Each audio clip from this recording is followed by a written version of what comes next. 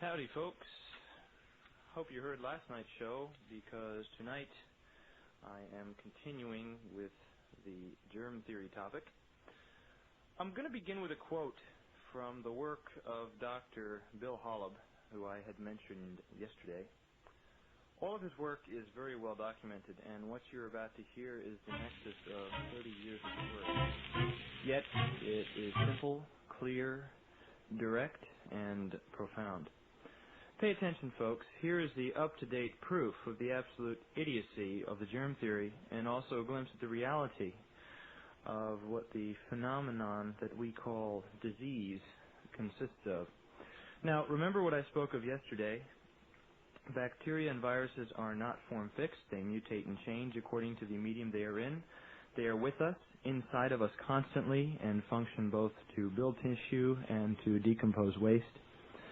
And remember also that what we call disease is the elimination of toxins that we take in. Germs appear when our body is eliminating these toxins because the medium becomes conducive to them. They are not the cause, however. Germs are not the cause of disease. They come out of our very substance. They are not from the outside. You don't catch anything. They come from within. And Béchamp showed this very clearly in his work. Again, I will refer you to Béchamp or Pasteur, the book by Hume. It is very interesting and is a rather wonderful piece of biological history there. But let me go on with Bill Holub here, again from the work that I was quoting yesterday. This chapter is entitled, "The New Germ Theory is Supported by the New Biology." Let us bring all this historical information up to the knowledge we have today. We need here to define and explain three terms: germs, genetics, and evolution. Germs. We are defining germs here to include all manner of microorganisms, including viroids, viruses, bacteria, fungus, protozoa, etc. The new information from molecular biology, biochemistry, and many other fields of research all support this proper view of the role of germs in human health. Dr. Lewis Thomas, in the book Lives of a Cell, says of viruses, quote, "Instead of being single-minded agents of disease and death, they now begin to look more like mobile genes. We live in a dancing matrix of viruses. They dart, rather like bees, from organism to organism, from plant to insect to mammal to me and back again and into the sea, transplanting grafts of DNA, passing around heredity as though at a great party. They may be the mechanism for keeping new mutant kinds of DNA in the widest possible circulation among us." And let me just remind you of what Béchamp had said many, many years ago, which I mentioned yesterday about the microzymas, because indeed modern research clearly indicates that what Béchamp was seeing as microzymas are viruses and viral material. Moving on with Bill Holub. Germs are one-celled protozoa, or subcellular parts of whole cells, which are basically immortal and have been in existence since the origin of life on this planet. They were here long before we were, so there was nothing to attack then, just as they attack nothing now. They are the basic unit of life, and in a sense then, we are a collection or living condominium of attached germs surviving as a group because of cooperation. Germs, then, are an integral and vital part of our function, including growth, maintenance, and repair. They are also our link to the cycle of life on this planet. Thus, they begin to recycle our structure whenever we allow that malnourished situation to occur. But realize that they would not and could not attack you. It would be like attacking themselves, and this would never occur. As Aristotle pointed out, quote, "Nature does nothing uselessly," and Zeno concurred. The goal of life is living in agreement with nature. Germs do not attack. They assist in healing and have the facility to do things which the remainder of our cells and tissues cannot do. They synthesize much of our needed vitamins and other nutrients. They help to detoxify dangerous substances from our environment. They provide a needed communication with our environment, both internal and external. They help in our constant adaptation to a constantly changing environment. They even allow for the exchange of important information from one part of our body to another, and from one organism to another, and from one person to another. God knows we need the germs, for they are us. Genetics. Genes are part of the cell that ensure the immortality of the cell.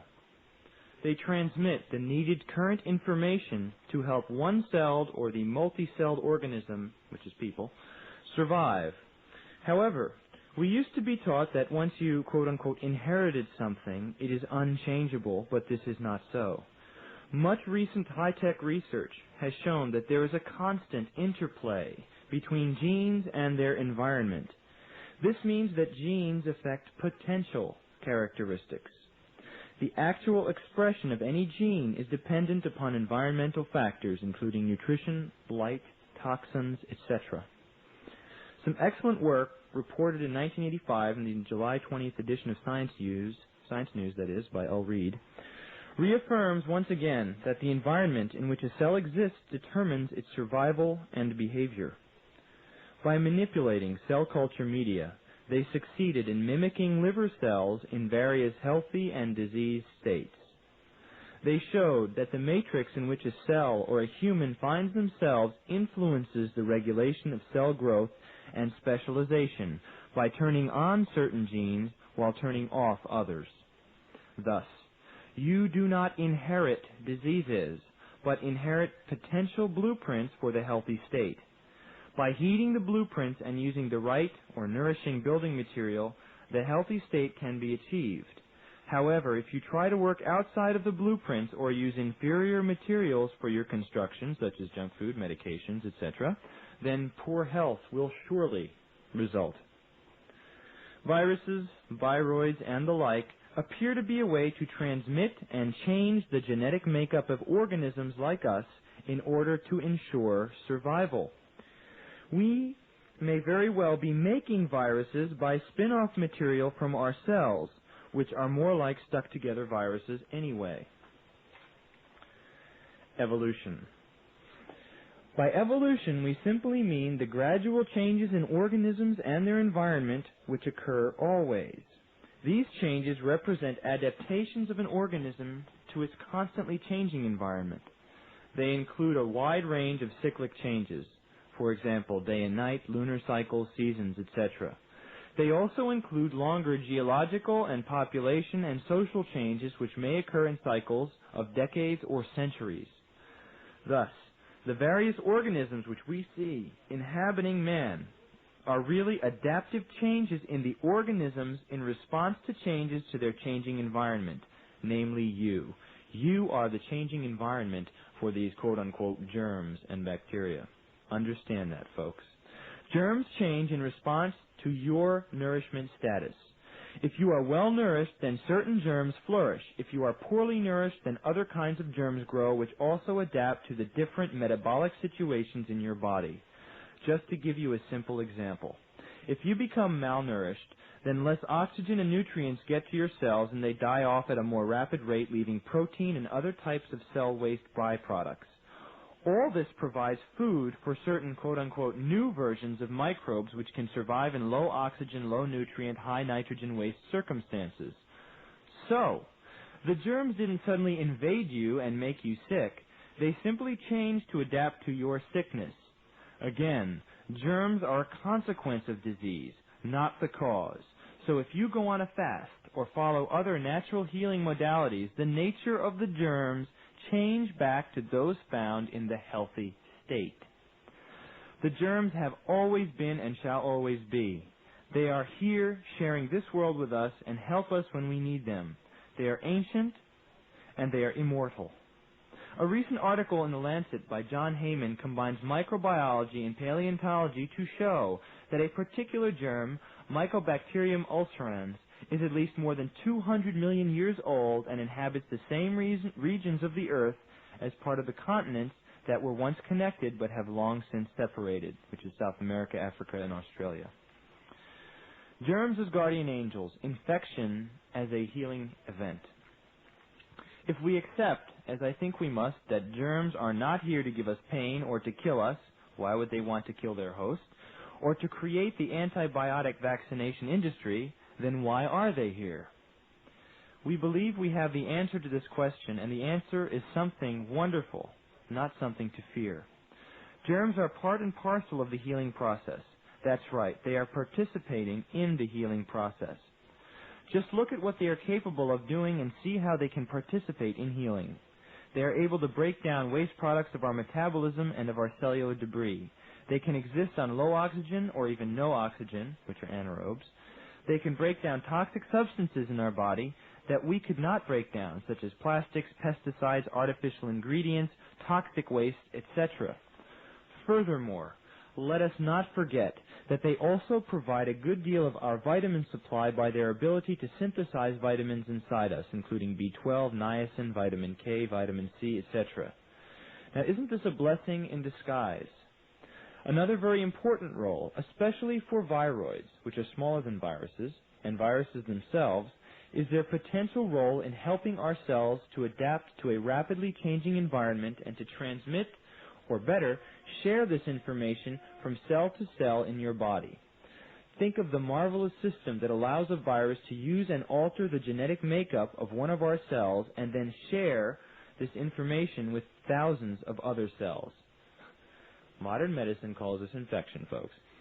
Viroids, which are tiny particles of DNA or RNA, much smaller than viruses, have been studied extensively in plants because they cause non-commercial mutations of potatoes, tomatoes, etc.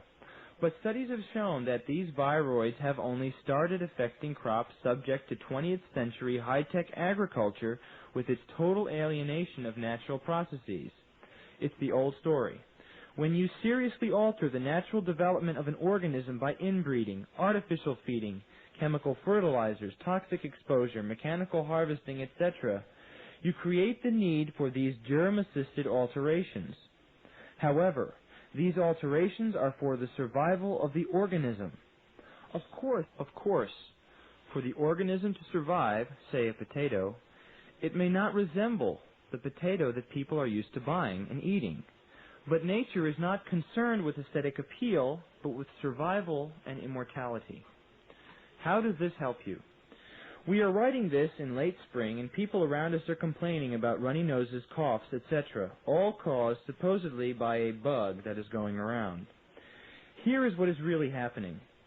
Spring brings out green growth and the weeds and insects that go along with it.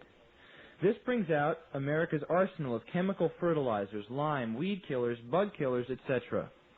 This toxic insult to our environment brings about the need for significant healing and adaptation amongst all of us exposed to it. The quote-unquote colds, runny nose, cough, etc. are your body's way of dumping the toxic material out, and here is where the germs play a critical role. While the bacteria are busy digesting away some of these toxic substances inside of us, the viruses are transmitting the information on how we may adapt to this toxic onslaught. Viruses enter and replicate in those cells of ours which can survive the toxic exposure, and as the virus replicates in other cells, it, in essence, is transmitting this survival advantage to thousands of our cells. Companies have even smartened up to the fact that germs participate in healing and are trying to steal and market their powers. A Dr. Tadaro from Oncogene Incorporated describes a growth factor from vaccinia virus, which is smallpox, which can significantly enhance wound healing. Germs are part of our healing, and we would do well to work with them. The myth of contagion and transmission of disease. This updated version of medicine's old evil spirits and spells suits their non-humanistic and high-tech mechanistic treatment of patients today. It's very simple. As we have already indicated, all germs are ubiquitous, present in everyone, everywhere, all the time. Each person has their own private collection of germs suitable to them specifically, so if they are to become ill, they have plenty of their own bugs. They couldn't and wouldn't catch them from anyone. We are not saying here that germs don't move about the environment, but rather that they do not jump from one person to another to produce illness. In fact, all of the information about epidemics seems to prove that there is no transmission of germs occurring. For example, why do most quote-unquote epidemics occur in winter when people are less exposed publicly to each other? Why do epidemics strike large numbers of people at the same time and never show a spreading type of incidence which one would expect to see, if indeed germs are being transmitted from person to person? Why is it that regions that have large interchanges of people, like New York and Florida, do not show the infections following the people? Why do epidemics frequently follow patterns around holidays, like Thanksgiving or Christmas? Do germs know that these are holidays? What is really happening with these supposed epidemics is the following. Actually, the word epidemic from the Greek means literally on or at, and people, and means something that happens to people as a group all at once, not a slow contagion. The actual epidemic process is very simple. Remember that everyone already has their daily complement of germs, and remember also that a large population of people, such as a town, a region, or city, is constantly being exposed to the same environmental hazards all at the same time. For example, large numbers of people are exposed to the same weather changes, water quality changes, pesticides, food and water, contaminated food of a fast food chain, bad news in the media, batches of drugs and medications, holiday moods, air quality changes, and many other toxic insults. The quote-unquote group healing reaction to these toxic challenges is what you are seeing when people start coughing, sneezing, or whatever. They are not catching it from each other, they are experiencing it with others. In addition, at many levels we are all connected. About the only thing that is catching about all of this is paranoia. After all, medicine has had about a century to literally instill the fear of germs into our culture. So people fear the germs in the air, in the water. They fear germs from touching people, which in turn leads to our general fear of people. When they read or see reports about infections going around, so to speak, the fear, paranoia, and anticipation has been shown to lower immunity and precipitate illness. Now, isn't that interesting? Our self-imposed stress about holidays has the same effect.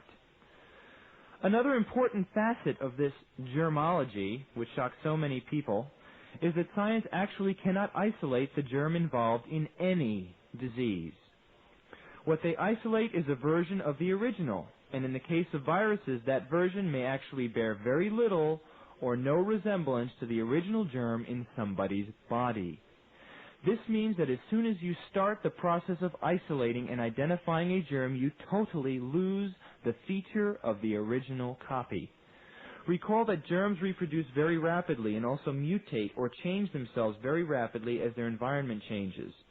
Thus, the very involved process of culturing and transfer involved in the science of microbiology totally changes the germ so that by the time it is isolated for study, it is no longer the germ that was originally taken from the human subject. What we study about germs in tissue, cell, or media culture has nothing to do with their activity in the human, so you can't prove that the original germ is causing anything. This paradoxical problem in biology is known by any good scientist, namely that the study changes the circumstances and, at least as far as germs go, one cannot study them in their natural habitat. The problem is exemplified by you trying to catch your own shadow in the shape it is at any moment. As soon as you make a move to trap your shadow, it changes its shape. Therefore, you can never really see what your shadow looks like without changing it, and the same is true for germs. Still another problem is quantity of germs. If germs are not in quantity, they cannot be proven to exist in a human. This means that everyone has a few thousand herpes organisms alive in them, but that number is undetectable by science. Yet another problem is the presence of antibodies to germs. Unfortunately, this proves nothing at all. It could mean you have a lot of the certain organism, or some, or very little, or none. You cannot link antibody titers to presence or absence of infection at all. Again, that was from the work of Dr. Bill Holub, folks. Now, I'm sure a lot of questions are raised in your mind. Everybody who hears this stuff gets all upset, and they say, what about massive epidemics? What about the Black Plague? All that kind of stuff. I love the Black Plague as an example. I mean, you're talking about a large-scale, quote-unquote, epidemic devastating Europe, blaming it on little flea and the organism that was going through the flea and the rats. But remember, folks, you're talking about a time in Europe when people were eating lard pies 3 meals a day, and the sewer was out in the street. Think about that. Think about the plagues of very early times in Rome and up through now to modern history, and every example I can give you reasons why those things occurred. My other argument I get is, what about polio? What about syphilis? What about aseptic meningitis, AIDS? Well, we're going to talk about that in the next 2 shows because I'm going to dedicate the next 2 shows to AIDS specifically. It's really the single greatest medical fraud that I have ever seen. But if you look at polio, and as I had mentioned on the show for vaccines, you will find that the definitions for the symptoms of non-paralytic polio match almost precisely to the symptoms for aseptic meningitis, which match almost exactly to what we are now classifying as AIDS. It's the same old renaming game, folks. It's the renaming game, and I can show you that what we are calling AIDS has been around for years. Now remember, AIDS is acquired immune deficiency syndrome, and they are saying that it is caused by a little virus called HIV. Hopefully, over the next 2 shows after this one, I will show you that HIV causes nothing.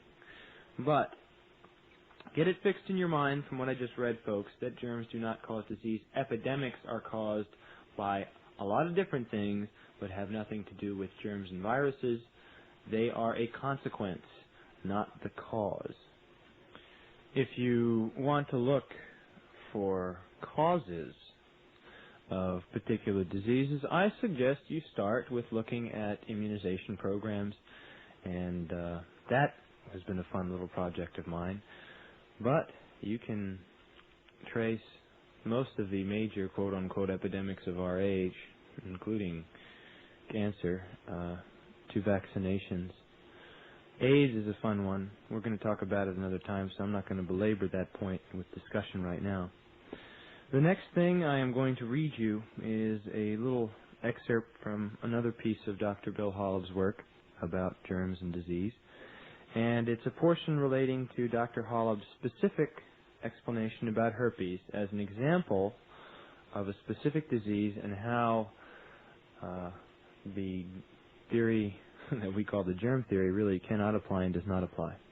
So, at this point, let Bill take his break, and we'll flip the tape over in a little while, and we'll be back in a few minutes with the work from Dr. Bill Hollob on herpes. But are a consequence of it. Germs, including viruses, viroids, bacteria, fungus, etc., are an essential feature of the cycling of matter in our world. Remember that each and every speck of substance that makes you up is simply recycled from our environment through eating, breathing, and drinking. That's why God, as nature, has placed germs on Earth, to continue the natural cycling of material. If we could destroy all germs on Earth, then all life, including the human race, would cease to exist. So germs perform a useful imperative function. They are not here to create disease, fear, infection, epidemics, or the medical pharmaceutical industry's profits. It is a simple process of recycling. When a person becomes chronically malnourished, nourishment, of course, meaning the natural balance of all inputs required to sustain optimum health, i.e., water, food, activity, love, touch, spiritual stuff, etc., the germs which have always resided in the body view that person as food or organic matter which needs to be recycled. If the person becomes sufficiently malnourished, then they may die, and all manner of germs will proliferate upon them. But those germs did not kill them. They died from severe malnourishment, and the germs only began their job of recycling the material of the body. Therefore, herpes is an innocent bystander, only doing its recycling job when you begin to become malnourished. Herpes is not the enemy. It did not invade or attack. It has no goal of creating misery and pain. It has no reason to proliferate on a person unless they become malnourished enough. And I will add, malnourished enough to change the medium, the body that the herpes is in, so that it can proliferate. Continuing with Dr. Holub, the person with herpes, AIDS, or cancer is their own enemy. You cannot catch herpes. That's right. You cannot catch herpes because you always had it. Germs are ubiquitous in our environment, which means that every single person always has them as part of their structure from birth. So even though germs always move about in our environment and from person to person, they are already present in everyone. That's right.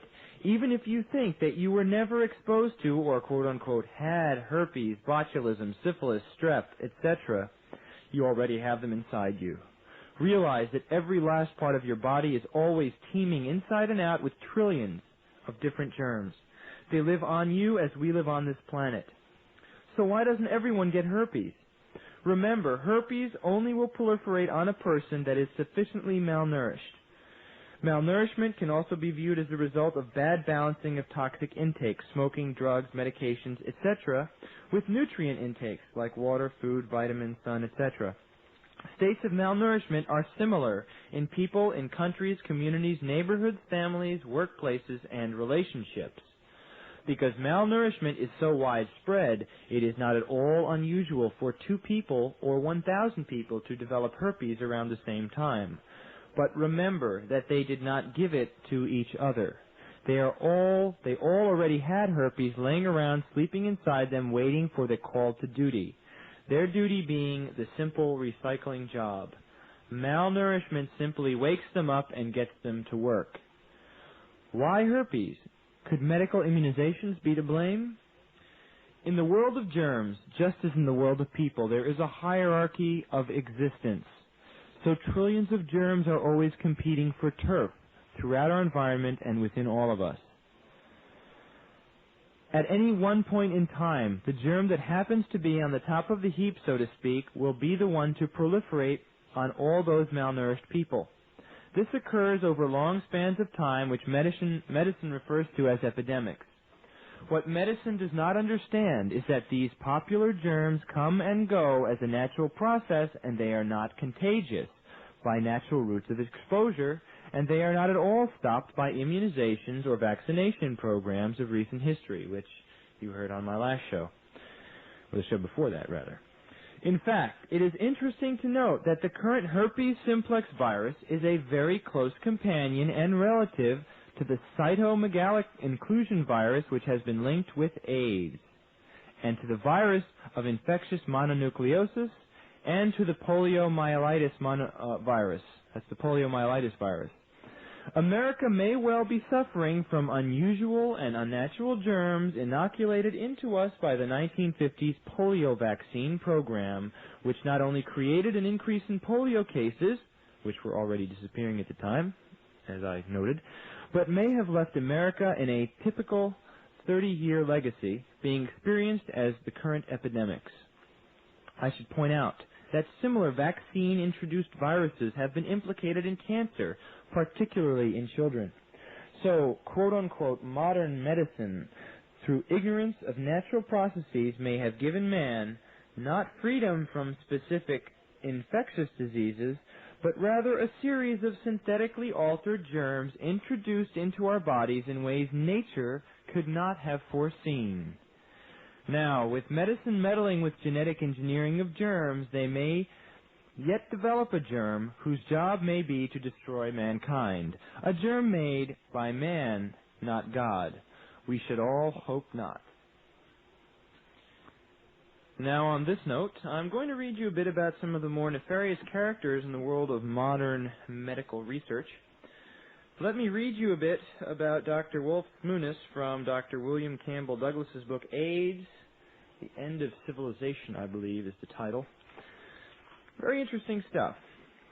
Dr. Smunis was a Polish Jew who supposedly ended up in a Siberian labor camp during World War II.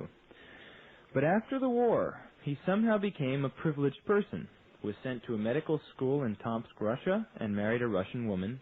Hardly typical treatment of an enemy of the Soviet state. Smunis's biographer said that Wolf was always reluctant to discuss, quote-unquote, those dark years in Siberia. Maybe he was reluctant because he wasn't in Siberia. If he was, he certainly wasn't shoveling salt. In 1959, the Soviet government allowed him to practice in Poland in a public health capacity. Standard policy in all communist countries is never to allow all members of a family to travel out of the country to the West at the same time. This eliminates 98% of all defection attempts. I have physician friends in Hungary, for example. He can go to a meeting anywhere in the world if she stays home. She can go if he stays home. They can both go if the children are left at home. But in 1969, the entire Smunis family was allowed by Communist Poland to go to a medical meeting in Italy. At that time, they quote-unquote defected and moved to New York City. With no American credentials whatsoever, he immediately got a job as a lab technician at the New York City Blood Center. Within a few years, this Polish immigrant was given his own lab. A separate department of epidemiology was created for him at the blood bank, and he, like the chrysalis turning into a butterfly, changed into a full professor of epidemiology at the Columbia Medical School. Curiouser and curiouser. In 6 years, this lab tech became a full professor and then went back to Moscow for a scientific presentation and was received as a dignitary, not a defector. Well, we tell you this amazing story because in retrospect it is obvious that Wolf Smunis was a carefully groomed communist agent planted here after years of preparation to instigate biological warfare against the American people. Smunis, with full cooperation and financial support of the U.S. Centers for Disease Control and the National Institute of Health, masterminded the hepatitis B vaccine experimental program used on homosexual men. He insisted that only young, promiscuous homosexuals be allowed to participate in the experiment. The experiment started in New York at the blood bank in November 1978. The experimental vaccine was produced in a government-supervised laboratory. The study was completed in October 1979. Within 10 years, most of these young men would be dead or dying from AIDS. In 1980, the program was expanded to major cities all across the U.S. In the fall of 1980, the first AIDS cases was reported in San Francisco. 8 years later, most of the homosexuals in San Francisco were infected, dead, or dying. In 1986, Dr. Clad Stevens, one of Smunis' collaborators, penned an astonishing report that did not make your local newspaper. She reported that the majority of the homosexuals in the experimental program were infected with the AIDS virus. The AIDS-laced vaccine, through the bridge of bisexual men, now infects as many as 3 million Americans. Mission accomplished. Now, folks, let me just add that the end part of this, about the AIDS-infected, AIDS-laced vaccine, I have yet to find the documentation that supports that. I am not saying that it does not exist. But I have to tell you that the conclusions that Dr. Douglas arrived about the AIDS epidemic are not in harmony with my own findings, and I'll talk about that on my show about AIDS. But I want you to keep all this in the back of your mind. Like I said, I don't totally agree with Dr. Douglas's conclusion, but you'll hear about that tomorrow. You'll see clearly, and I'm sure you may see clearly now, vaccinations do not need to be laced with anything. The simple fact of injecting virulent free-floating proteins and viral material into the bloodstream is more than enough. Now, I don't doubt that billions are spent by governments worldwide to produce all kinds of nasty diseases and cancer-producing stuff, but you must realize that the reality of how the body functions is not understood even by these scientists who may have amazing understandings of microbiology, virology, and immunology. Let's move on and leave it for tomorrow's show. I'm going to read a bit more from Dr. Douglas's book, which, by the way, is an incredible piece of research, very well documented. And again, it's called AIDS, The End of Civilization. Just for fun, I'm going to share some very interesting bits and pieces of information with you. What the Soviet propagandists didn't say was that their agents had been working in our top-security biological warfare laboratories for over 20 years.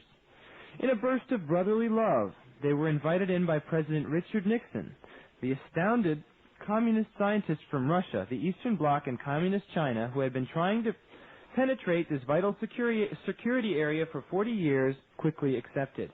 They had been snickering in their beakers ever since, while they prepare for our demise.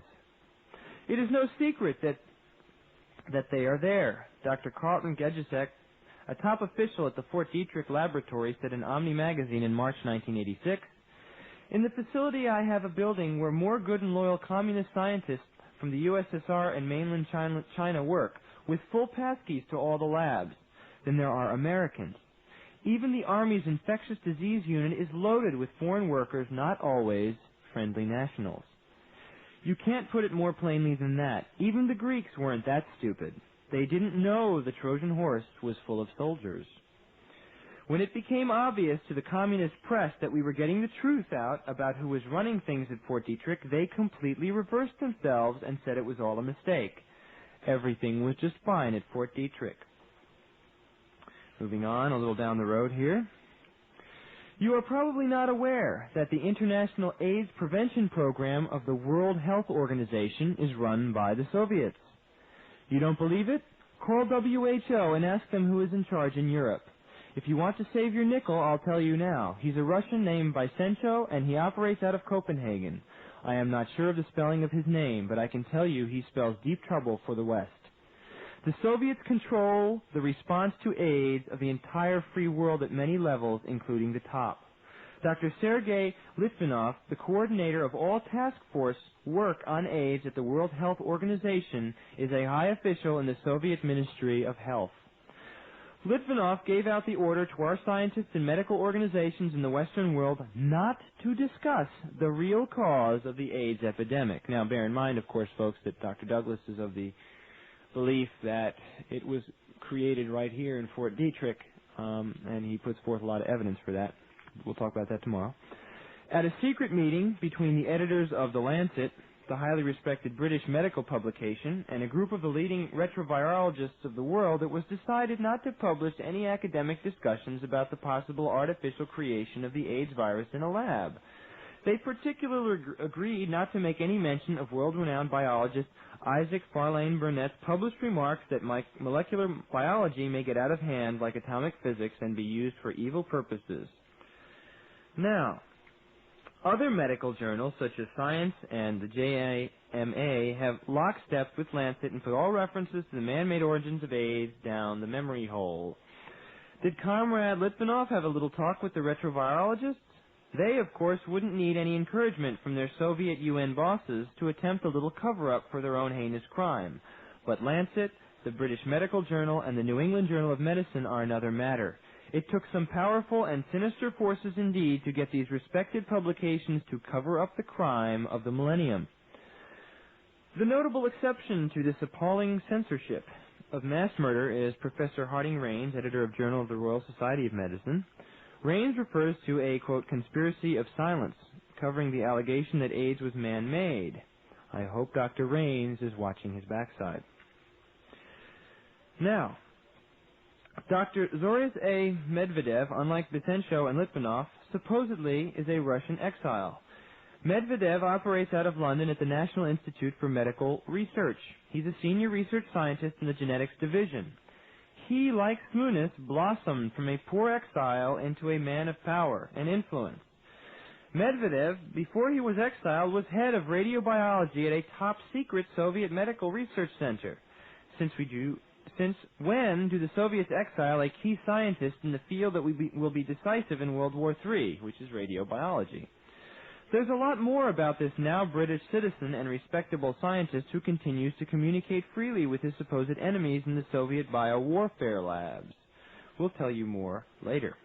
Medvedev is spreading the disinformation that AIDS is rampant in Russia due to the escape of the virus from a laboratory, a sort of biological Chernobyl. This tends to divert suspicion away from Litvinov, Smuisness, and the other Reds that President Nixon allowed to penetrate our biological laboratories at Fort Detrick. Having the Soviets, quote, control the spread of AIDS in the West has led to some interesting paradoxes.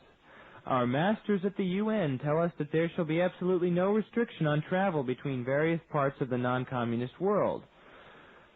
Koop supports the Soviet policy of biological suicide. Are those the instructions he received when he made his trip to Moscow, where the WHO had set up its main AIDS research center? A very interesting question.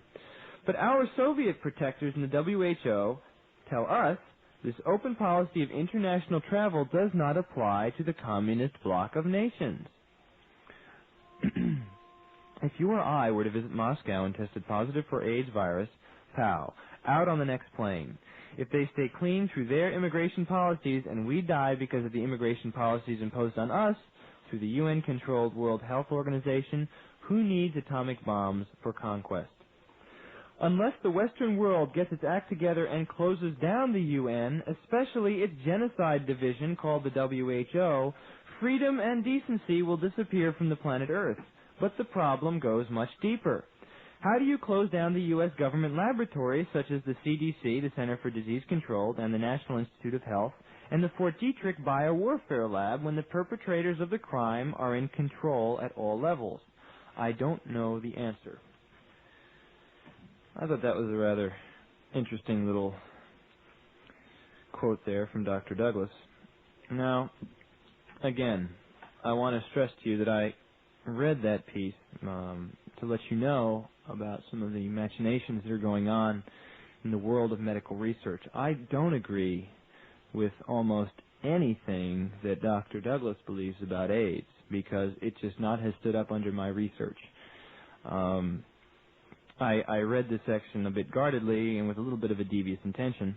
Dr. Douglas has indeed done some fantastic research, and his book is fantastic. It's definitely something to check out.